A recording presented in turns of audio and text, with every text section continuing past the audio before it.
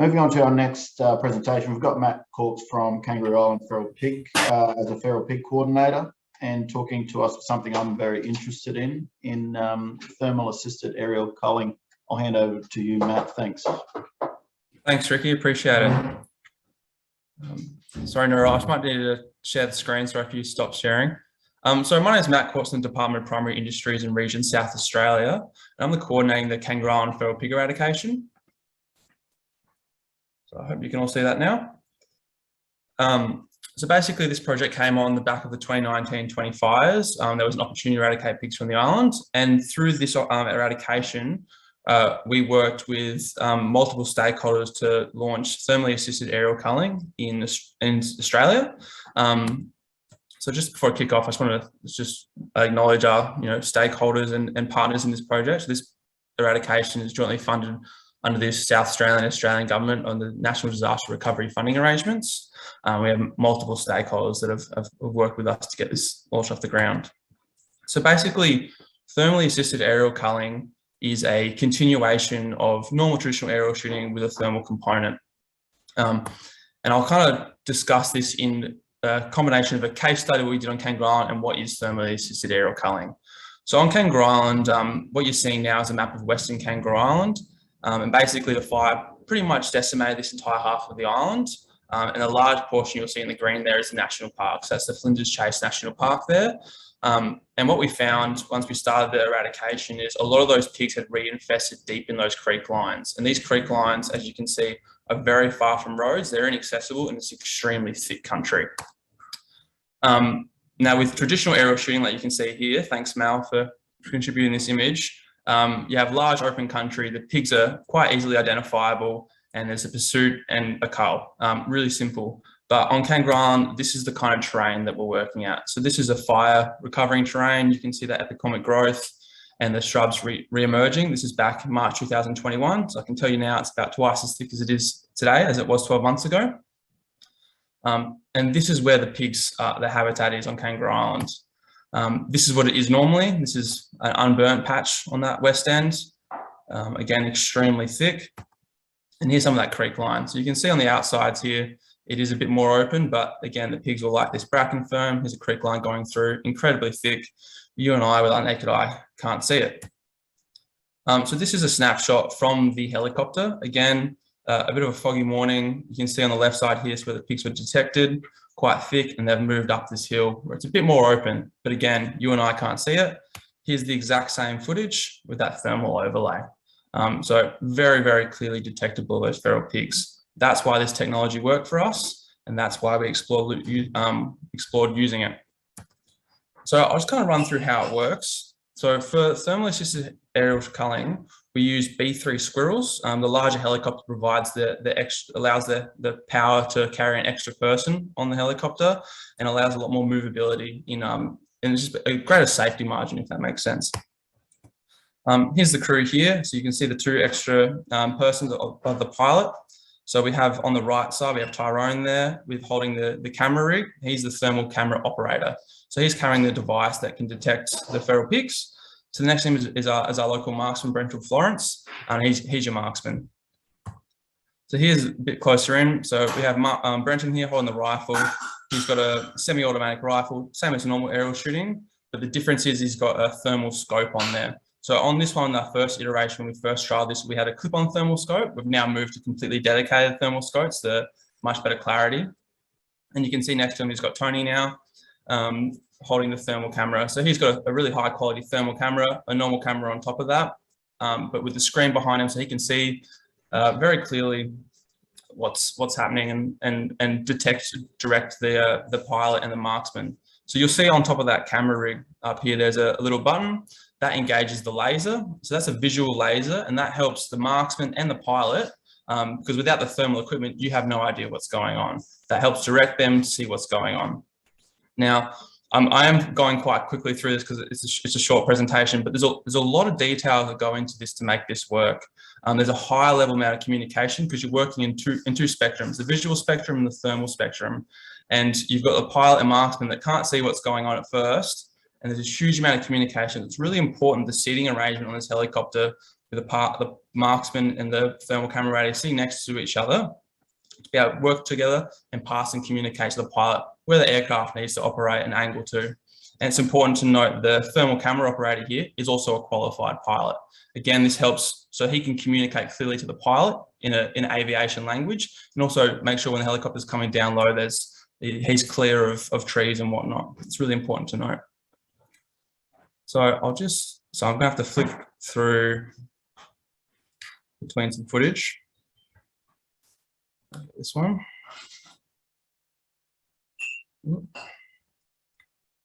So I hope you all can see that. So here we have some footage inside the helicopter. We can see Tony here with the camera, and you can see over his shoulder the screen. You can see how high they are. So it's roughly 300 feet, quite high. It's a foggy morning, that's not stopping them. Now, Brenton here, the marksman, you'll see he's holding some binoculars to his head. So we've adapted to have the thermal binoculars as an addition. So what we've found is the thermal camera gives you a really fantastic field of view with that high quality camera, and the binoculars give you that thermal quality but at distance. So Tony might detect something and it might be just a bit too far away to detect what that heat signature is. Brenton can come in with the thermal binoculars and say, yep, that's a kangaroo, that's a possum, no, it's a pig, rather than the helicopter having to come around and come in closer. So it's just that increased efficiency. Now, the really important thing to know with this is when they're engaging the animal, it's a much different approach to normal aerial shooting. They're sitting up much higher than traditionally, because the thermal camera gives them the ability to always watch where the animal is. The animal can't necessarily escape. Once they have that locked onto that thermal signature, they can't lose it. Now, there's great outcomes for that. Obviously, it's the high detectability to be able to cull the animals that you detect. Nothing can really hide, more or less. The next thing is there's fantastic animal welfare outcomes. Let's say in the unfortunate event an animal's wounded and a second shot needs to come up, that animal can't hide. They can follow it and then swiftly, humanely destroy it. Again, with a sow with piglets, if you were engaging those, the piglets can't escape. They're not going. You can swiftly, humanely cut all of those animals in one swift movement, which is really fantastic. I think it's great to improve welfare outcomes compared to normal aerial shooting. And on top of that, obviously the detectability. So these are fantastic results. It also helps engaging larger mobs of animals. So when you have traditional aerial shooting, you come down really low so that everyone can see what's going on, and you're pursuing the animals, much like mustering. With this, they sit up quite high. The animals do know the helicopter's there. They are moving, but it's not a threat. There's not pressure on them. They'll walk along, they'll sit above, and it allows the marksman to slowly engage those animals one at a time, humanely and effectively, stopping the animals from scattering. You've also got that second set of eyes, that thermal camera operator, watching the mob. So if there is a split, he can track the mob while the marksman's moving off on some strays that separate from the mob. So there's really great outcomes there. Let's go back, sorry. So moving on, I do have some thermal footage I'll get to at the end. So how this fit in with us here on Kangaroo Island. So we launched our first trial of the thermal assisted aerial culling back in March 2021. And this is a track log of that. So just to give some comparison of how effective this was, the local landscape board here launched a traditional aerial shooting just off the back of the fire. So everything was still crisp and charred. They did a few hours of flight and they destroyed 6 pigs in that time. We launched this operation, we did 36 hours of flight times and we killed 126 pigs in that time, which is a fantastic result. And I'm from memory, I think 99% of those pigs were detected thermally.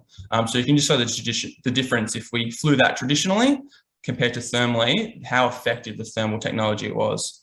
To go above and beyond that, we decided, well, we've got pigs there, let's expand this operation to ensure that we get every single feral pig.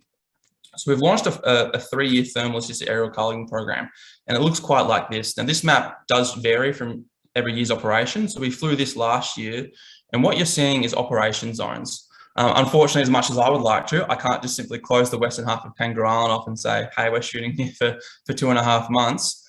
Realistically, we work in small operations, and these operation zones are drawn following water courses. So it's to reduce the likelihood of feral pigs moving behind us, we focus on these water courses and we transect these, and then we move one after the other.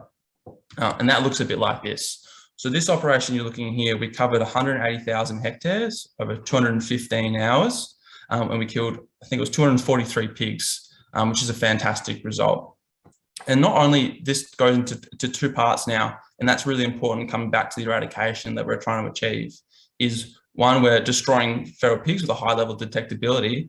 There's also proof of freedom. And you'll see that down here where we've spent a lot of time transacting the southern coast. It's not much squiggles because we're not flying much. And that comes down here. And that comes to our proof of freedom. So we've flown over this with a high level of detectability and say we didn't see any feral pigs. We're quite confident, not 100% confident, because there's nothing that's 100% perfect. There's no feral pigs there. And that's proof here. So this is those 243 feral pigs that we destroyed, which is, again, a fantastic result for us. We've done this again here. So we're going to have 5 thermally assisted aerial operations. So our first one was the trial back here. We moved on to the large scale one. Come March just been, April, March this year, we've done another one that looks like this. And this is focusing on creek lines. Just bang for your buck. During the summer months, pigs are more likely to be around creek lines. We can fly at a much smaller, shorter operation and knock off the population again. Come back to July this year, we'll do another large aerial transect again. Following to next year, where we'll do another large aerial transect.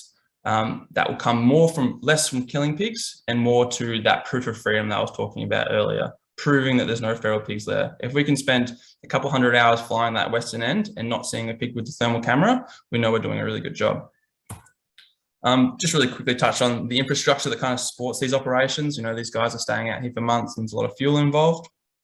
Living arrangements. Now, this is kind of a plot of our feral pigs destroyed for the eradication. This is a plot with an estimation of roughly 100 pigs that remain. So we've killed about 840 pigs for the eradication to date. And you'll see where the TAAC operations come in, that really steep decline from that thermally assisted aerial cull, which is simply fantastic for us. And there's some data from that. So you'll see the average time per day was 3.15 hours. So it's important to know with thermal assisted aerial culling if there is some limitations, and that's that thermal component. It's a blessing and a curse. So you can't fly 24/7 a day. Obviously, helicopters can't shoot at night. So we're restricted to dawn and dusk mostly when it's a cooler part of the day. We're also restricted to more the winter parts of the month. So when we flew in March and April, that's kind of the cusp. The large operations we do June, July, August, September, when it's nice and cool. If it's thick overcast, we can get 8 to 9 hours of flying a day in, which is fantastic. We had some pretty awful weather when we flew it in July. It was either sunny or it was raining. So you see the average flight time per day was 3 hours and 15 minutes. And you can see down the bottom here what was detected. So 94% of those 243 pigs was detected thermally with only 6% visually. And again, the camera operator, 81%, in the shooter with those thermal binoculars, 17%. And the pilot did sneak away with a 2% there. There's the crew that did it. So I would like to thank Heli Surveys for the extreme effort putting this together. It's really difficult to launch a new technology when it comes to with helicopters and shooting together. So we worked really closely with them. They've done a fantastic job putting this all together. So I'll just finish off if I've got some time. I hope I'm not going over. And I do apologize for rushing through this with some footage. So I like to call this Spot the Pig. So right here, you can see that dot, and that's the laser that Tony's using to show the marksman where to point the rifle and when his thermal takes over, and also help direct the pilot as well. So I challenge anyone to find the pig. And we'll move to the next footage.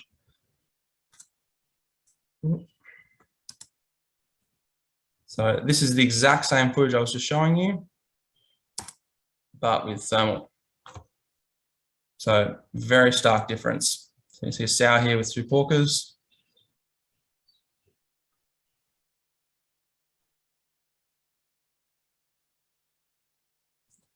And I'll show you again in just a bit of a different landscape. So you may say that's all good and true in quite thick country, but in something a bit more open like this, again, you're flying at 300 feet, almost 100 kilometers an hour, allows you to cover huge amounts of area and still detect feral pigs. So I won't help you. I challenge you to spot them.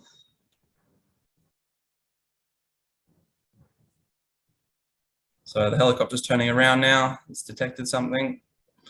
I do believe at the very end you should be able to spot them.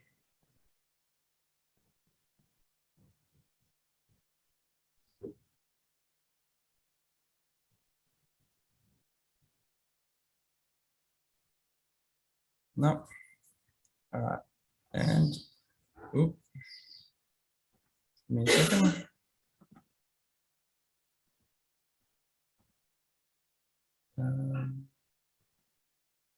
All right, the exact same footage I just showed you, but with thermal.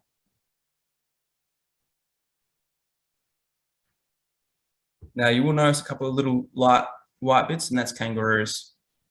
But you can see how different, how much hotter pigs come up. Pigs are the perfect thermal target.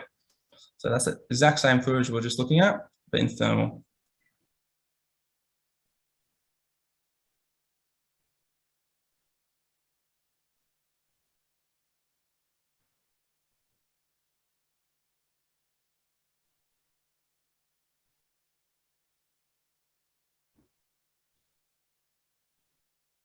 So again, as I said, if an individual split off from this mob or one was unfortunately wounded, they can quickly be detected and dealt with. Now, I'm not sure how this is coming out on everyone's end, but from memory here, yep, you can actually see them defecating there, those little white dots just before the bushes. That's the level of detail this camera can provide, which is fantastic. So I'll round it up on time there. I think I might be running out a bit of time, sorry. But yeah, I'm looking forward to any questions anyone has at the end. Thanks very much, Matt. Yes, we've got